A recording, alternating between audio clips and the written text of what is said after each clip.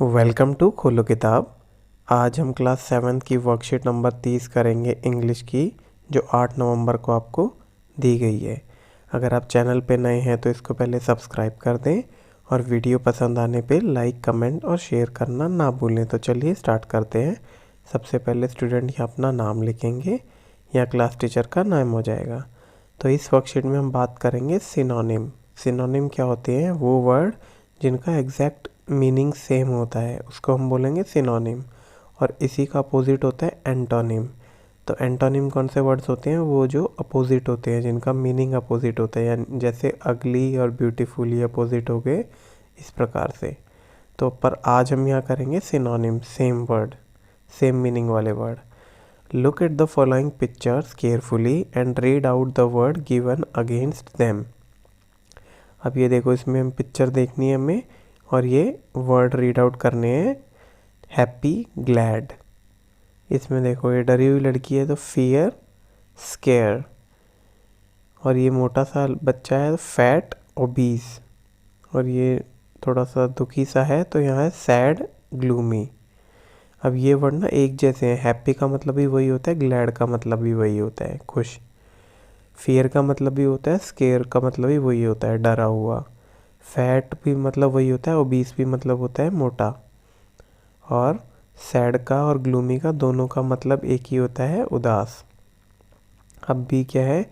In the following set of words and circle the two which have same और almost same meaning. अब हमें क्या है, इसमें 4 वर्ड दिए गए हैं, इनमें से जो हमें 2 वर्ड ऐसे सेलेक्ट करने हैं जिनका ऑलमोस्ट सेम मीनिंग है। अब देखो, ए में क्या है? एंग्री। एंग्री का मतलब हमें पता है क्या होता है, गुस्सा। फिर है डिलाइट। डिलाइट मतलब होता है खुशी। स्मूथ मतलब होता है बिना किसी गड़बड़ के, एक तरीके से स्मूथली, ताकि बिना कोई हिंड्रेंस के। और जॉय, जॉय का मतलब भी खुशी होता है। तो देखो, डिलाइट और जॉय ये दोनों का मतलब खुशी होता है, तो इन दोनों को हम सर्कल कर देंगे। फिर बी क्या है? ब्रेव। ब्रेव मतलब बहादुर। क्लेवर मतलब चालाक। बोल्ड मतलब भी बहादुरी होता है एक तरीके से। और डल मतलब क्या होता है? उदास। तो इसमें देखिए, ब्रेव भी बहादुर होता है और डल भी बहादुर होता है, तो हम इन दोनों को सर्कल कर देंगे। फिर सी है रिफ्यूज़। रिफ्यूज़ का मतलब होता है मना करना। एक्सेप्ट मतलब रिफ्यूज़ का उल्टा हो जाता है, एक्सेप्ट मतलब स्वीकार करना। डील मतलब होती है कोई भी आपने डील करी हो, एक तरीके से समझौता। और डिनाई मतलब क्या होता है? डिनाई मतलब भी होता है मना करना एक तरीके से। तो देखो, रिफ्यूज़ का भी मतलब मना होता है और डिनाई का मतलब भी मना होता है, तो इन दोनों को हम सर्कल कर देंगे। फिर डी आ गया हॉप। हॉप का मतलब क्या होता है? फुदकना, कूदना, जैसे मेंढक हॉप करता है। टग मतलब होता है खींचना। पुल का मतलब भी होता है खींचना। और नैप का मतलब होता है सोना, छोटी नींद, जैसे आधे घंटे की या 20 मिनट की, जो दोपहर के बाद यूजुअली बच्चे लेते हैं, उसको बोलते हैं नैप।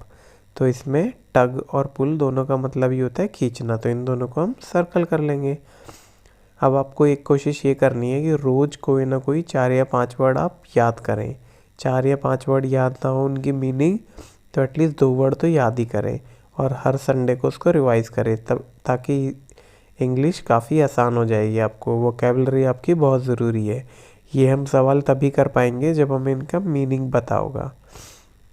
अब नीचे देखिए क्या लिखा है, सिनोनिम। अ वर्ड और phrase that means exactly or nearly the same as another word or phrase is called synonym.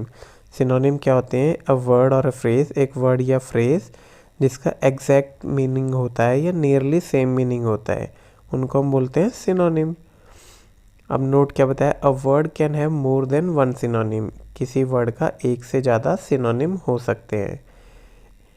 Here is a list of some more synonyms. ये लिस्ट दी गई है जिसमें कुछ और synonyms के बारे में बताया गया है, जैसे good, well, दोनों का मतलब ही अच्छा होता है। collect, gather, दोनों का मतलब इकट्ठा करना ही होता है। fast, quick, दोनों का मतलब तेज़ी से या तेज होता है। फिर है enjoyment, fun, दोनों का मतलब मज़े लेने एक तरीके से होता है। फिर है anger और wrath, दोनों का मतलब गुस्सा होता है। close और shut, दोनों का मतलब बंद होता है। तो ये दोनों सिनोनिम्स के कुछ और बता दिए हमने। फिर सी पार्ट क्या है इसका? Choose the synonyms of the underline word in the given sentence. अब हमें सिनोनिम्स इसका चूज़ करना है। तो इसमें सबसे पहले हमें इनका मीनिंग पता होना चाहिए। तो चलिए देखते हैं। Alka is an intelligent girl. Alka एक बहुत बुद्धिमान लड़की है। फिर ऑप्शन क्या दिए गए हैं, brilliant, brave, rich, famous. Brilliant का मतलब भी होता है काफ़ी समझदार, ब्रेव का मतलब होता है बहादुर, रिच का मतलब होता है अमीर, और फेमस मतलब, फेमस तो आपको सबको ही पता होगा, फेमस का मतलब क्या होता है कि वो एक तरीके से हर जगह जिसका नाम चले, वो मशहूर हो गया है। तो इंटेलिजेंट का मतलब मैंने बताया था क्या होता है, बहुत तेज़, बुद्धिमान, और ब्रिलियंट, ब्रिलियंट का मतलब भी, तो यहाँ ब्रिलियंट आ सकता है, तो यहाँ हम लगा देंगे ब्रिलियंट। फिर सेकंड है, my mother gave me a very beautiful dress. मेरी माँ ने मुझे एक बहुत ही प्यारी या सुंदर ड्रेस दी। अब अगली का मतलब क्या होता है, बदसूरत। ब्राइट का मतलब होता है काफ़ी चटकीला टाइप की, और डल का मतलब होता है उदास टाइप, और प्रेटी मतलब होता है काफ़ी सुंदर या खूबसूरत। तो ब्यूटीफुल की जगह हम यहाँ प्रेटी भी लिख सकते हैं, तो इस पर प्रेटी पे मार्क कर देंगे। फिर सी है, हेमास पेरेंट्स आर रिच। हेमा के जो पेरेंट हैं वो अमीर हैं। अब एक है पॉपुलर, पॉपुलर मतलब मशहूर, जो फेमस भी होता है। वेल्दी मतलब एक तरीके से काफ़ी अमीर या रिच भी बोल सकते हैं। फिर सी है नाइस मतलब बहुत अच्छे, और डी है पुअर मतलब गरीब। तो इसमें वेल्दी जा रहा है रिच के साथ, तो यहाँ हम वेल्दी पे मार्क कर देंगे। फिर फोर्थ वन है, I will finish my assignment tomorrow. मैं अपनी असाइनमेंट कल ख़त्म कर लूँगा या कल ख़त्म करूँगा। अब ए का मतलब होता है कंप्लीट, कंप्लीट का मतलब भी ख़त्म ही होता है एक तरीके से। बी मतलब होता है स्टॉप मतलब रुकना। सी का मतलब होता है फॉलो मतलब पीछा करना, और डी का मतलब होता है परफॉर्म मतलब कोई चीज़ परफॉर्म करनी, कोई चीज़ करनी। तो फिनिश का मतलब तो यहाँ कंप्लीट बन रहा है, दोनों का मतलब ही ख़त्म करना होता है, तो यहाँ हम ए को सर्कल कर देंगे। अब डी क्या है, fill in the blanks with appropriate letter to form synonym of the given word.